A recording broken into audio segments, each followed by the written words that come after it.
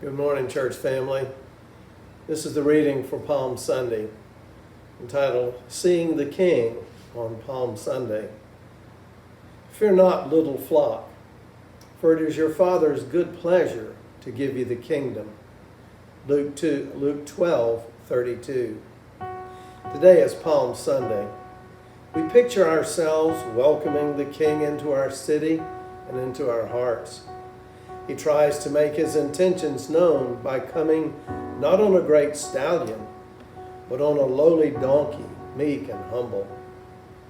I wonder how many here look upon this lowly servant king and feel that this is just a thin veneer, and that beneath this lowly exterior there's a terrible power and authority which is just waiting to burst out against you if you slip in any way.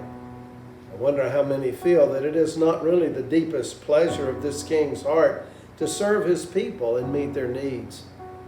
I wonder how many feel that he's riding this donkey of lowliness as a kind of camouflage. And once he gains a foothold, he will throw off his rags, pull out his sword, and storm forth to do what he really loves to do, namely, to judge and destroy. Of course, some will be saved, the few who somehow could please him, but this is not his heart's desire. He's basically angry, always angry. And the best we can do is stay out of his way, and maybe if we keep the rules well enough, we could sneak by him when he's in one of his temporary good moods. God's deepest delight. Jesus is at pains to help you not feel that way about God.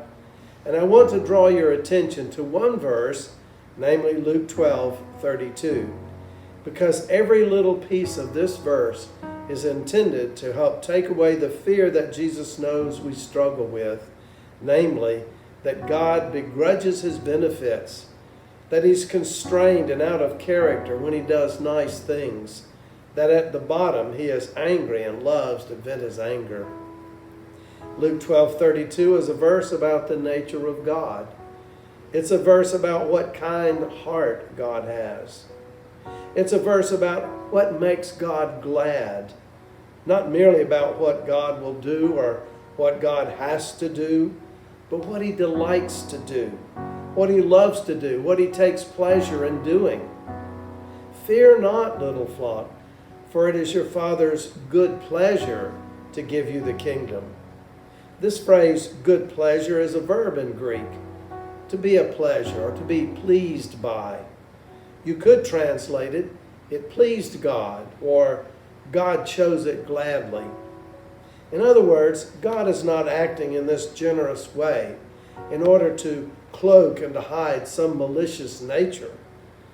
The word good pleasure utterly rules that out. He's not saying inside, I have to be generous for a while, even though I don't want to be, because what I really want to do is bring judgment on sinners. The Lord's meaning is inescapable. God is acting here in freedom. He's not under constraint to do what he doesn't really want to do. At every point when he gives his flock the kingdom, he's acting out of his deepest delight. This is what the word means. God's joy, his delight, his want, his wish, his hope, his pleasure, his gladness and delight is to give the kingdom to his flock.